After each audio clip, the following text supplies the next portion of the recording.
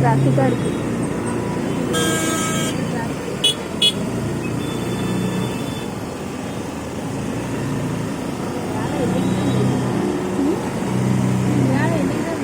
அது எனக்கு ரோட்டு வேலை எல்லா பக்கமும் நடந்துகிட்டே தான் இருக்குதுன்னு போராட்டம்.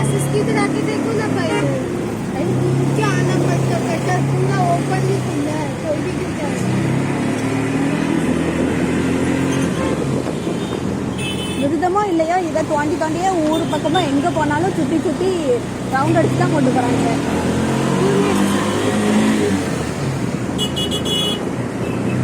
எவ்வளோ தூசி வரும்.